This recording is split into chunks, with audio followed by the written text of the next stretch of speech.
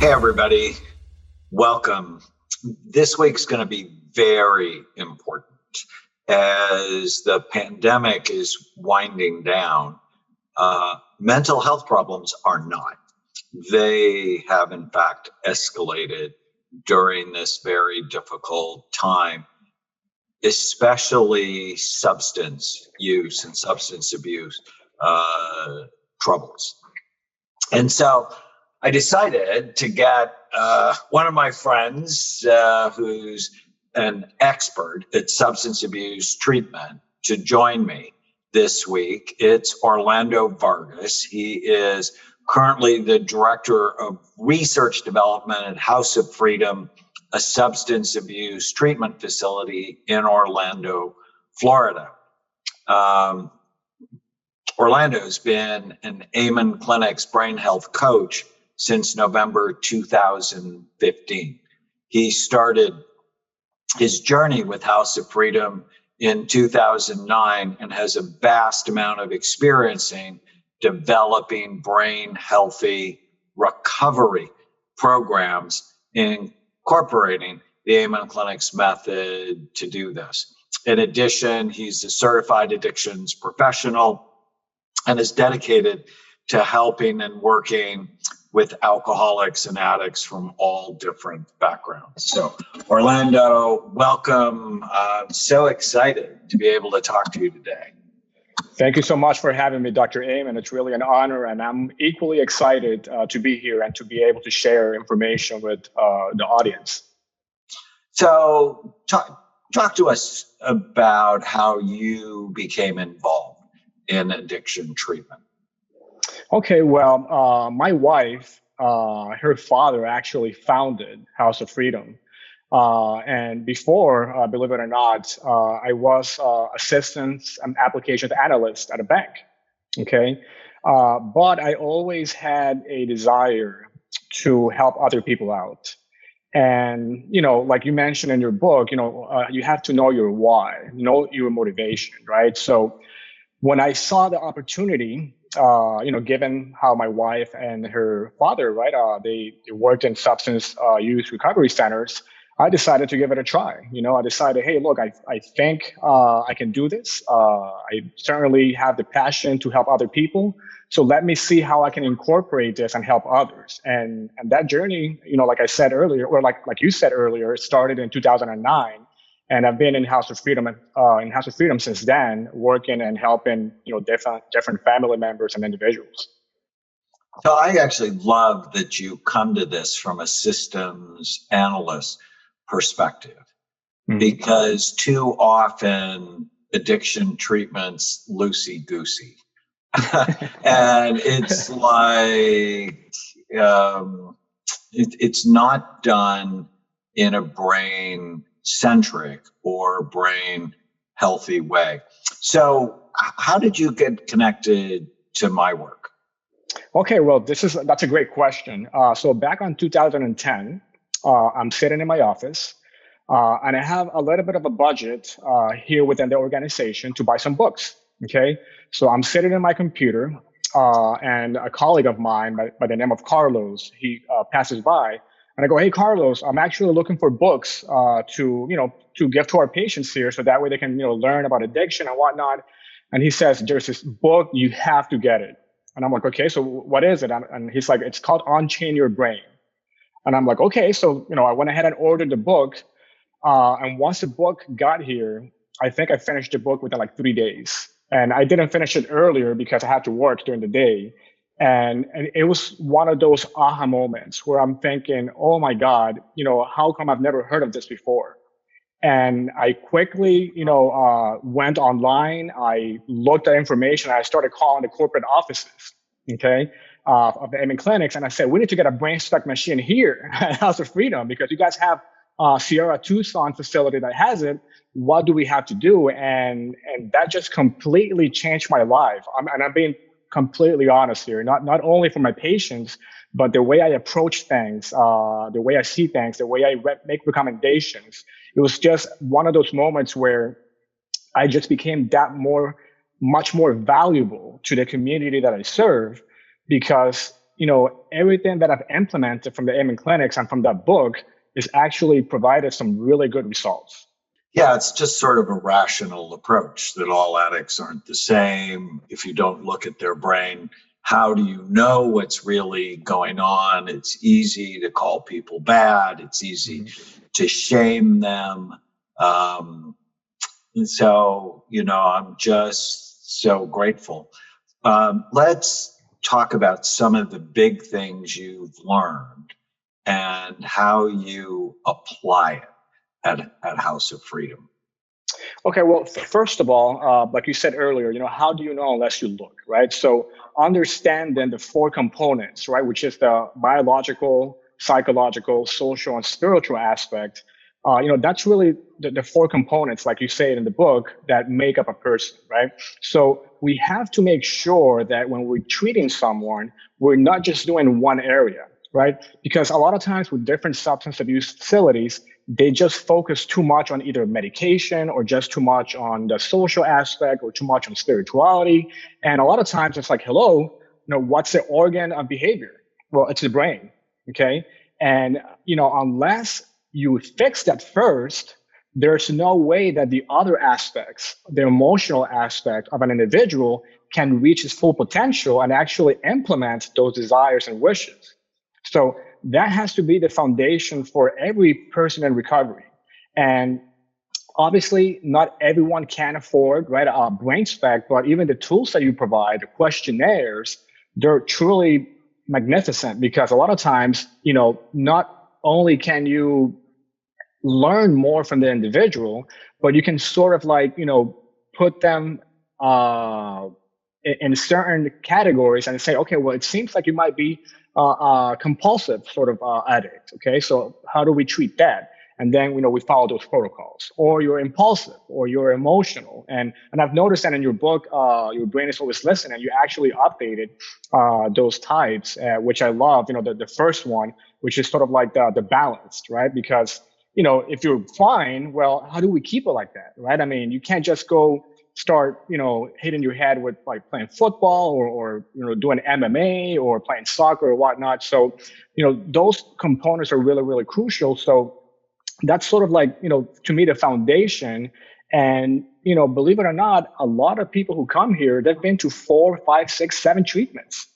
And like you said in your book as well, if somebody has a temporal lobe issue, there's no amount of therapy that's going to fix that. Right? So we have to correct those underlying conditions there in order to really position the individual to have a successful recovery. Yeah, what a concept. So many treatment programs are wed to medication and a 12-step model.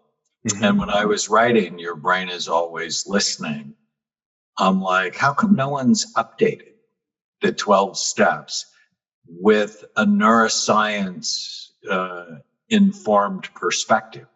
Mm-hmm. And I thought, well, this will get me into trouble, but being in trouble's never been a problem for me.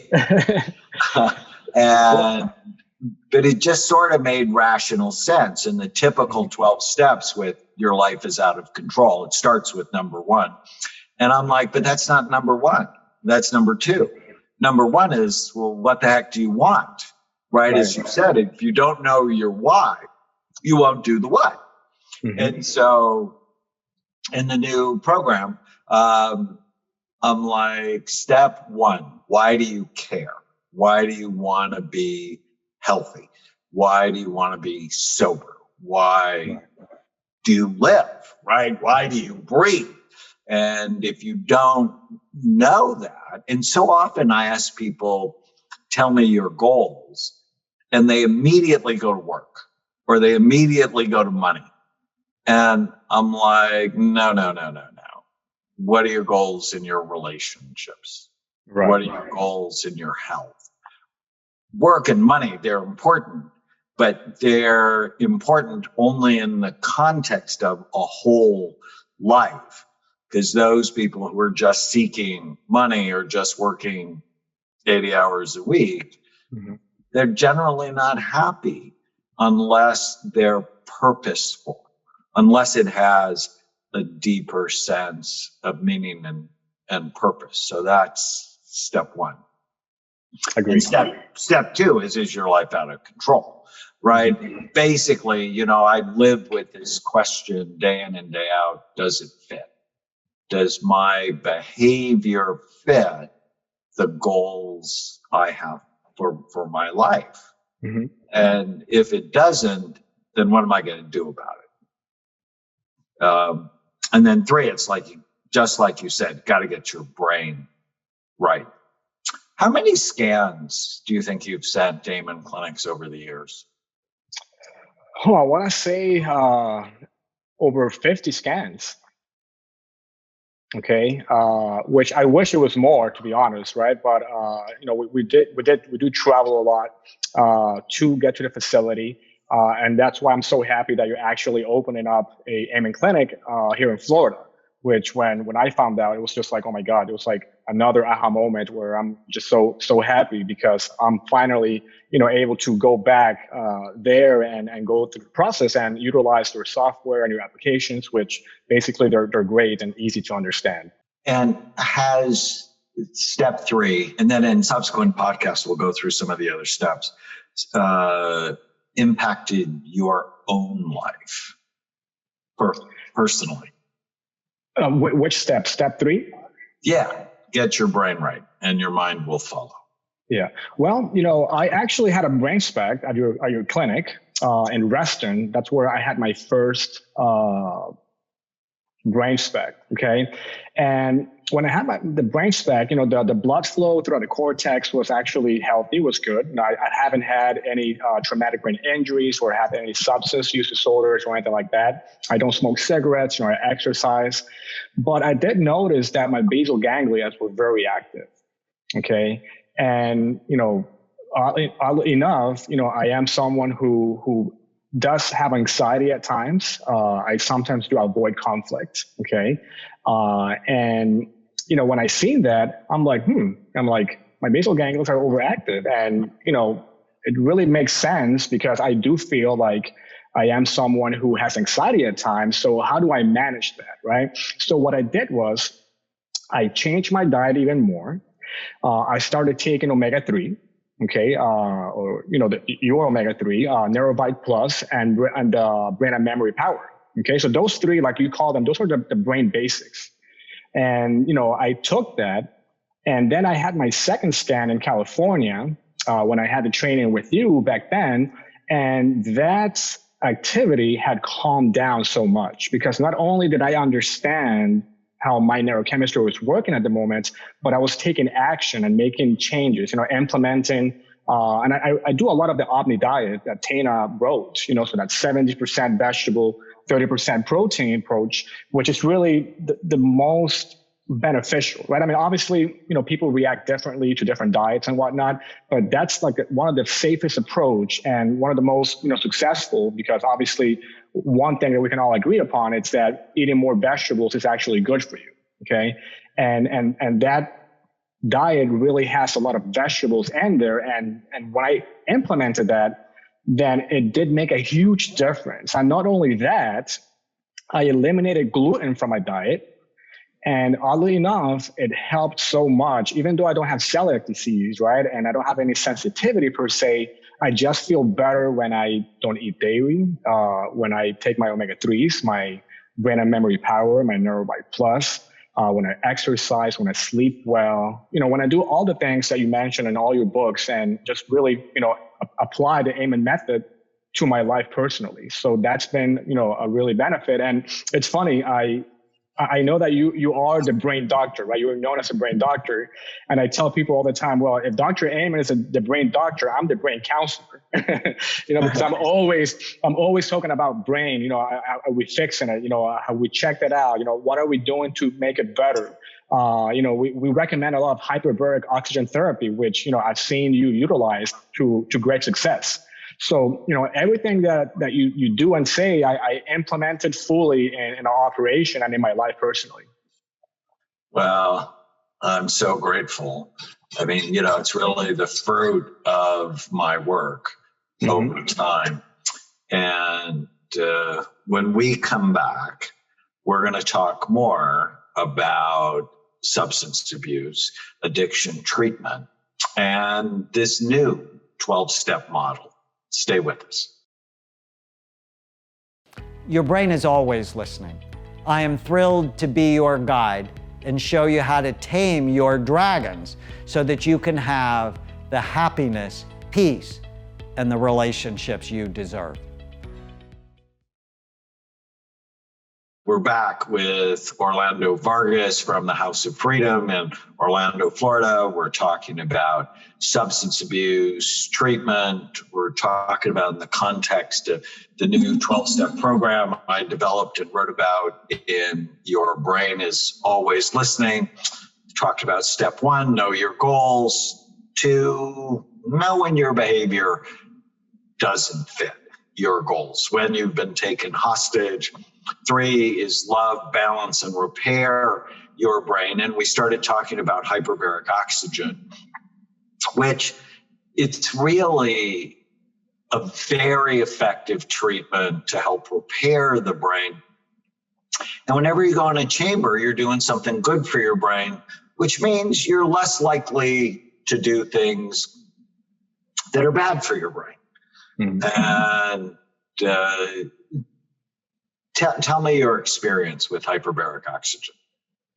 Yeah, with hyperbaric oxygen therapy, we've seen some amazing results. Okay, usually we first scan someone, we have a brain spect, and after the results, that's when we sort of make the recommendations. And honestly, what we have seen works the best is when we do at least 40 sessions of hyperbaric treatment.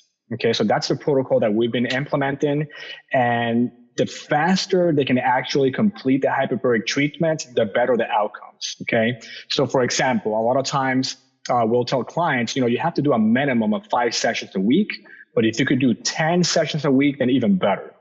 And oddly enough, every single time that somebody follows the protocol, they get better, right? And my focus when they start doing hyperbaric treatment is you have to exercise, you have to take your supplements, you have to manage your stress, you have to do a lot of the things that are going to help your brain, because then it's going to have a synergistic effect, right? So then it's going to amplify the benefits and the effectiveness of the hyperbaric treatment.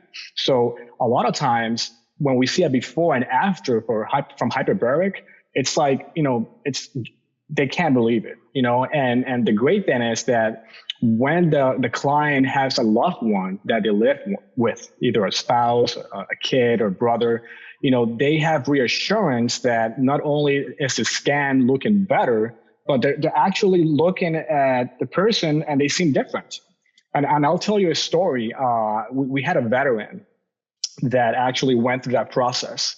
Okay, his brain, obviously, he had a traumatic brain injury and substance use disorder because, of one of the tours he did in Afghanistan. And he was always mad. He didn't know why. He would go to the VA, they would do an MRI, they would tell him, everything is fine. They give him some medication and we'll see you in a year. So this veteran's still struggling with mood disorders. He can't sleep well, et cetera, et cetera. So, he comes to us, he gets the help. And I remember like it was yesterday, he tells me, Orlando, I was playing in the playground with my son. He's 7 years old. And he tells me, Dad, I'm so happy. And, he asked his kid, well, why are you so happy? He's like, well, because you don't get mad at me anymore. And he just started crying. I mean, he just couldn't help himself, and those are the things that makes us so proud, so fulfilling to see a change like that. Because one of the things you say in your book, it's not just about you, but about generations of you, right? So when we change that person's life, we're changing potentially not only one life, but 2, 3, 4, or 5 lives. Okay, so that's crucial, and we preach that all the time. We tell our clients, it's not just about you, but about generations of you. So think about the decisions you make today, how that impacts other things and other people that perhaps you haven't even met. No question about that. That is just such a beautiful story, and that's why we do this. The 4th step is about forgiveness. And I love that step And that's what the imaging work has taught us, that behavior is complicated. Mm-hmm. It's easy to call someone bad. It's harder to ask why. I saw a woman yesterday. We're doing an influencer series, and her brain was terrible. And she had a lot of shame because she was really bright, but was not anywhere near her potential. And everybody in her family knew it. And she hated that and felt shame around it. But no one knew that she was really suffering with low blood flow to her frontal and temporal lobes. And we did an exercise called REACH, which is a forgiveness exercise. Recall what happened. So the shame around not being as accomplished as she wanted to be, empathize. It's like, wait a minute, there's a big reason why your brain got hurt. Altruistically give the gift of forgiveness, commit to it, and hold on to it. And it was just so helpful. What have you seen from a forgiveness standpoint? Yeah, I think with forgiveness, a lot of times, especially when it comes to people who've suffered through substance use disorders, the biggest obstacle is them accepting forgiveness. Because a lot of times, they ask forgiveness from the Lord, or they ask forgiveness from a loved one, and the forgiveness is there. Okay, a lot of times people are willing to forgive. They understand because they love. But the person who struggled with the addiction, sometimes it's so difficult for them to grasp the concept of forgiveness, because they're thinking, I have done so much harm. I've done so many bad things. How is it possible that somebody can really forgive me? And that's something that we push a lot here at House of Freedom, because that's one of the steps that also has to occur. There has to be an acceptance of forgiveness. And the funny thing is that forgiveness, in a sense, it's free, right? Because, you can't pay a price for that, right? And you sort of have to accept that forgiveness and embrace it. And that's sort of like a step where the person starts to love themselves, which is really, really necessary, right? In order for someone to take care of their body and to love others and just to be a better human person.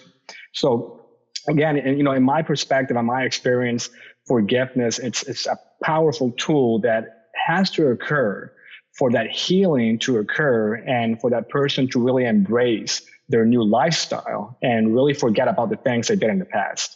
So important.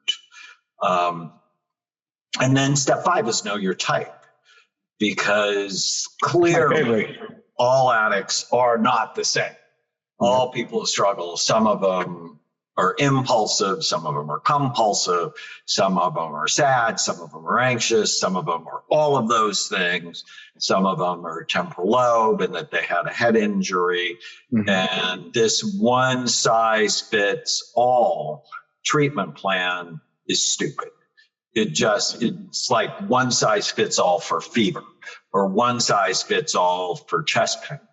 And targeting the treatment to their brain. And if you can't get a scan, that's why we have our questionnaires for our brain health coaches. We use those questionnaires in our office. And they're not nearly as good as a scan, but they're better than nothing. And it helps us get to the right category of help quickly. When we come back, we're going to talk about locking up the craving dragon and how you help people manage their cravings. Stay with us.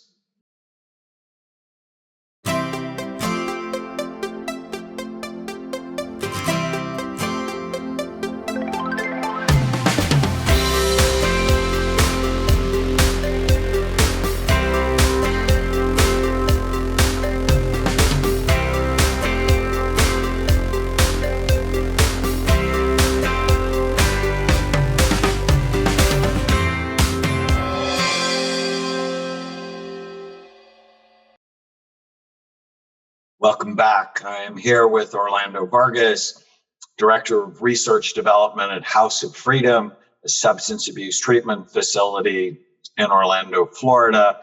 Orlando's a brain health certified coach for Amen Clinics. We're having a really good discussion about addiction.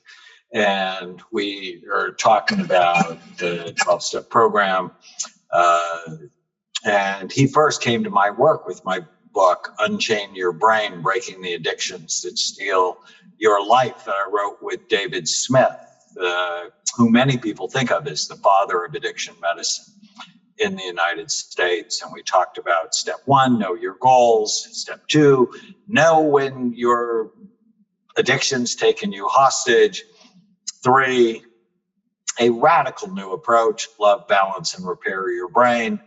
4 is forgiveness. 5 is know your addiction brain type. And 6 is lock up the craving dragon. There's actually a neuroscience to managing cravings, like sleep. You have better control over your cravings when you sleep, when you eat a healthy diet, when you don't let your blood sugar go low, when you know what you want. What else, Orlando, have you seen that helps people manage their cravings?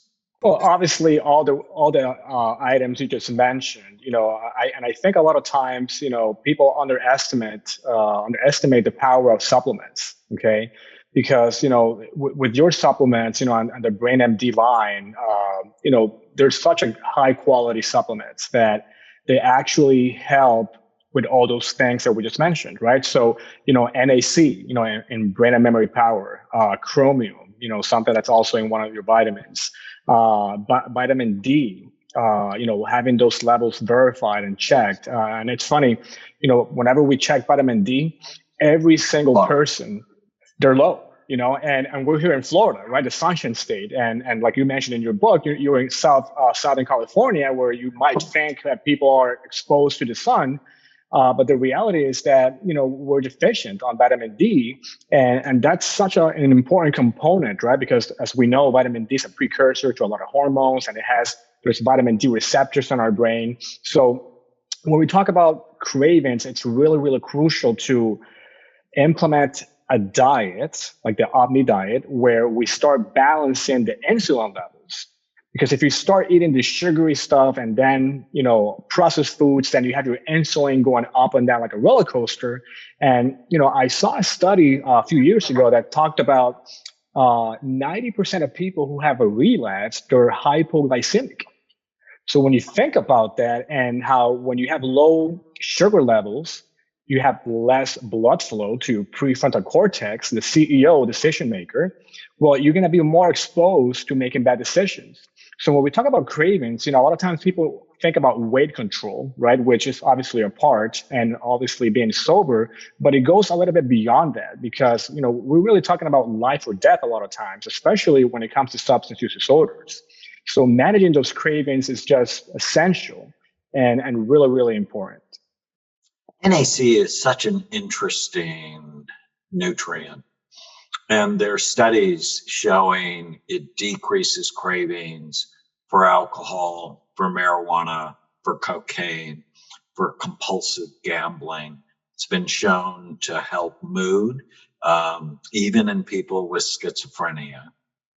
There's a brand new study out just last week, or maybe it was this week, on vitamin D and opiate cravings. That when vitamin D levels were low, opiate cravings were more intense. And then there's another study on vitamin D and the gray matter. You actually had more gray matter in your brain if you supplemented with vitamin D. So all of these things, it's just really important for substance abuse treatment programs to teach people the science of willpower, the science of craving control. The next concept I really like, I've been thinking about it a lot is drip dopamine, don't dump it. So dopamine is an incredibly important neurotransmitter. It helps us feel happy and motivated, and pleasure helps us focus. It controls smooth motor movement. And too often our addicts dump dopamine. And so they end up wearing out their pleasure centers and they feel flat. They feel sad. They get bored easily. Is that something you've seen? Definitely. In addition to doing the brain spec imaging here at House of Freedom, we also do neurotransmitter testing. Okay. And 9 times out of 10, they're extremely low on dopamine levels. Okay. Not just low, but extremely low. And, one of the concepts that we teach is about something that you also have taught me, which is about the nucleus accumbens, right? It's that little button right there, that pleasure center in your brain, that if you start playing with it too much, you're going to get yourself in trouble. And, a lot of times that's what happens with people with substance use disorders. And there's another book that you had recommended to me, which is called Spark.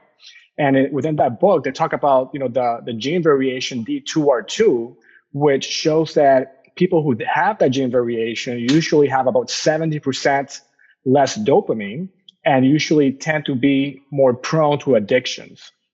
So we teach people here exactly how to start balancing and how to start doing things that are healthy for the brain that can actually increase dopamine. So we're very big on exercise here. We have an excellent gym. Not only do we have a gym here, but also we have a sauna. Okay. And, we implement a lot of things that can have those small drips of dopamine, having a moment where you're actually doing a recreational activity that you haven't done in a long time, watching a movie, reading a book, doing little things that normal people do. Because a lot of times when you have an addict, they just want to go from 0 to 100, in a second, and they want to go bungee jumping, they want to ride a motorcycle, they want to, do so many things that are extreme because they're trying to stimulate themselves. A lot of times they have that prefrontal cortex that it's just low in activity and low in blood flow, and that gets them in trouble. So learning how to find pleasure in the normal things in life, it's a great concept that you present in your books, which it's key to having a successful recovery. No question about that. Step 8 is eliminate food pushers and user dragons. It's who you hang out with matters. And this is hard for so many people. So many of the young stars I see, they want to continue performing at festivals. They want to continue going to parties where they're seen. And they see it as work, and essential for their work. And I'm always cautious. I'm like, you become like the people you hang out with. That those things can be dangerous. How do you approach that? Yeah, I use this example a lot, right? And it's very simple. I tell them if 2 + 2 is 4, right? And you take this number 2 out of its environment, you clean it, you polish it, you make it nice and beautiful, but you put it back into that same equation, well, it's going to give you the same outcome.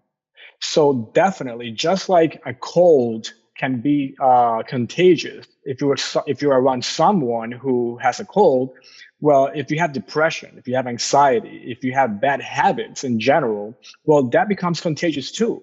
Because then, and there's multiple studies, and I've seen you quote them that, you want to know how long you're going to live? Well, see how long the people around you are living. You want to know if you're going to be overweight? You know if you're going to be healthy? Well, look at the health around the people that surround you, because a lot of times those behaviors, they rub off.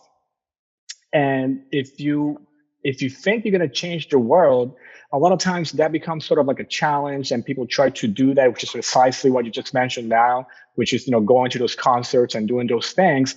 You have to have a realistic expectation and know that sometimes those changes are really necessary in order to put you in a position to succeed. Because that's what we push a lot. How do we position you to succeed?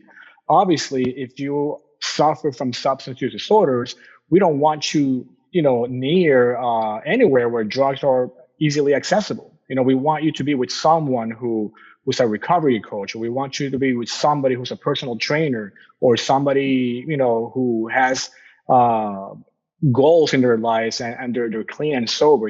That's what we want to position you with, so that way you actually feed off their energy and actually achieve the same thing. Amazing. All right. Well, we come back. We're going to talk about ants and the little lies people tell themselves to keep themselves addicted, overweight, and feeble-minded. Stay with us.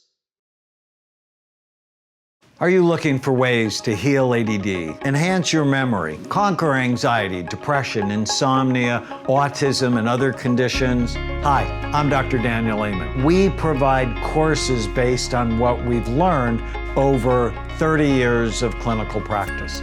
We also offer accredited courses geared to physicians, therapists, and students looking to get ahead. Are you ready to change your brain and change your life?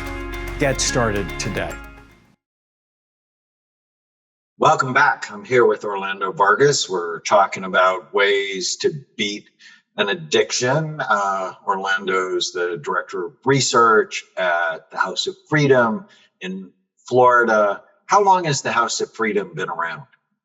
Since 1991. So close to the time where you started dealing with brain spectrum imaging, according to the book. Yeah, no, that's the year I started. We just had our 30-year anniversary. So I guess House of Freedom did as well. Yeah. And one of the things I learned a long time ago is the quality of your thoughts really matter. And thoughts come from all sorts of places. They're actually written in our genes, that fear can be transmitted generationally. Thoughts come from how your parents talk to you, what your siblings said to you. If you grew up in church, the messages you got there. Thoughts come from the news, from music, from your friends, from your enemies, from your coworkers.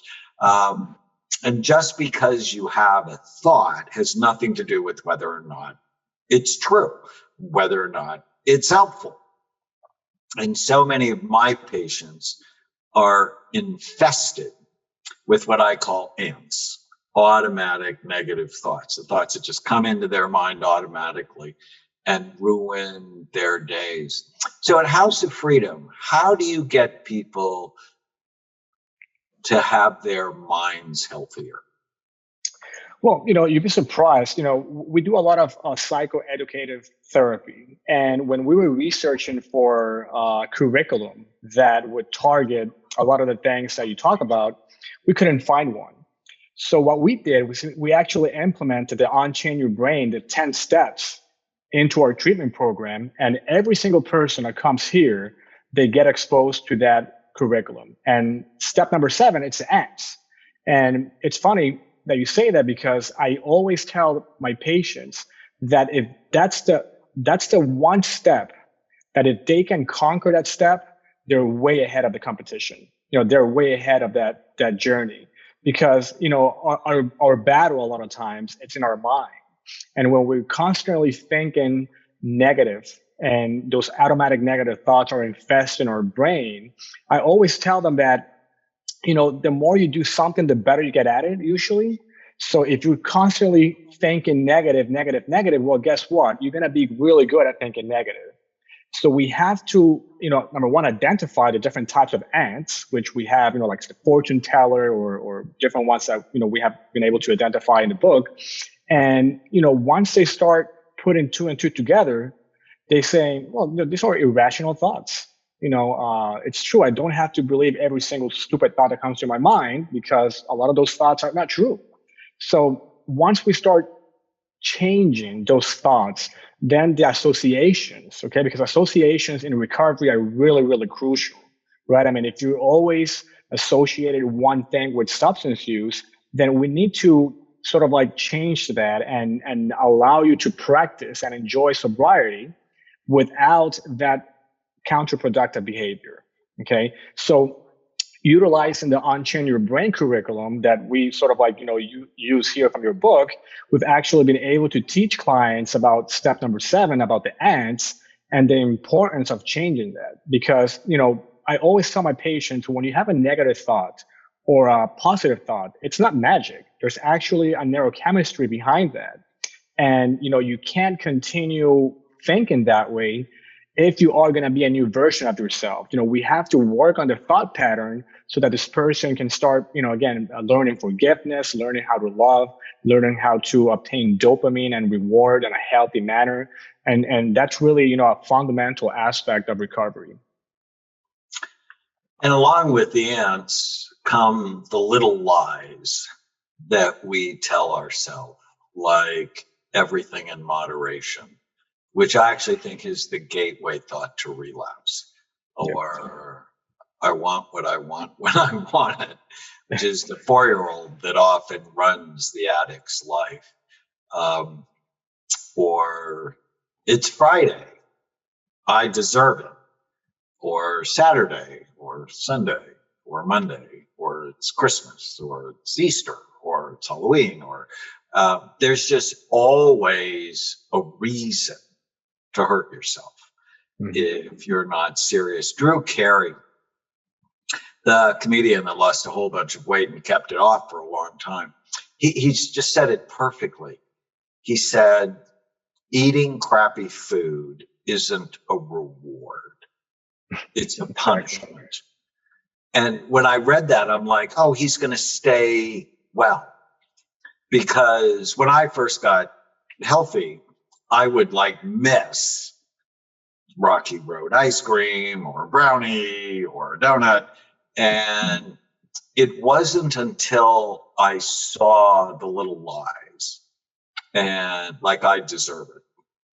And I began to see those things as weapons of mass destruction that I was able to stay healthy.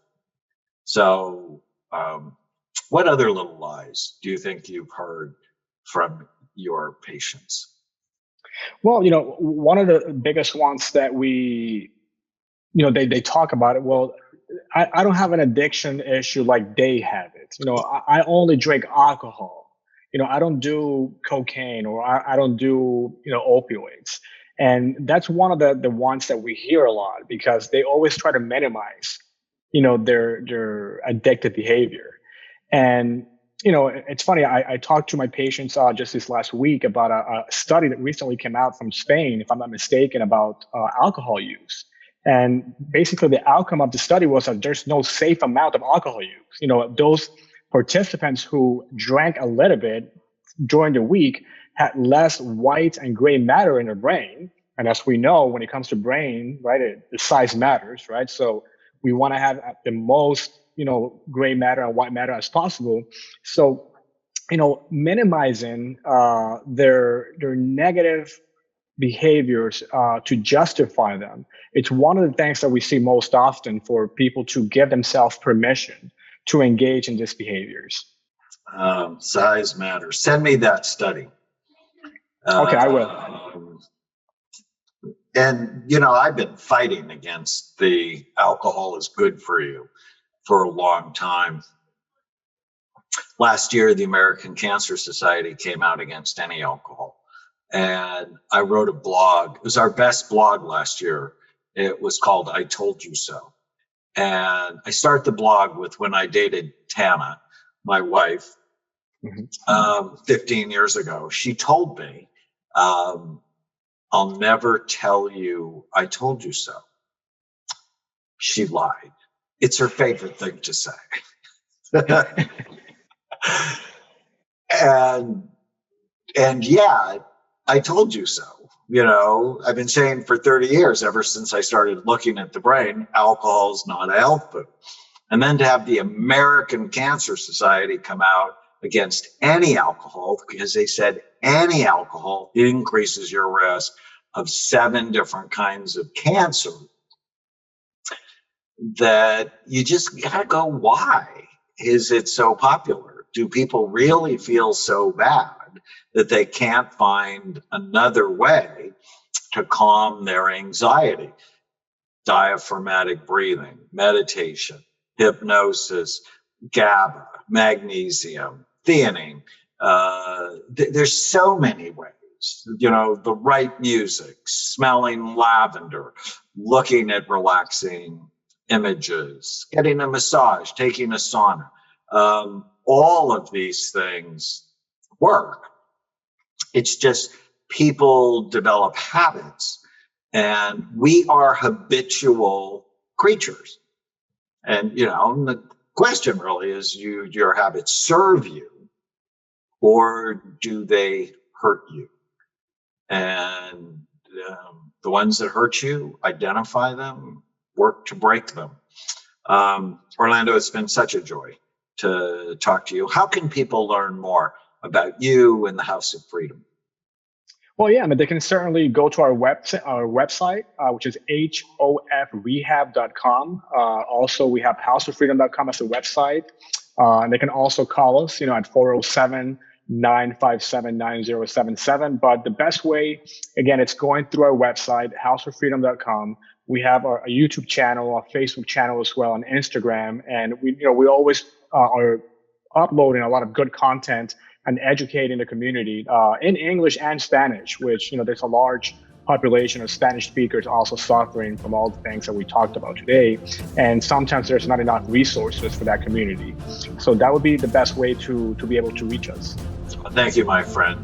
You're listening to the Brain Warriors Way podcast. If you're enjoying the Brain Warriors Way podcast, please don't forget to subscribe so you'll always know when there's a new episode. And while you're at it, feel free to give us a review or 5-star rating, as that helps others find the podcast.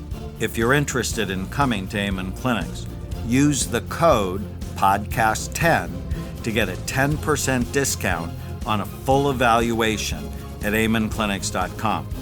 For more information, give us a call at 855-978-1363.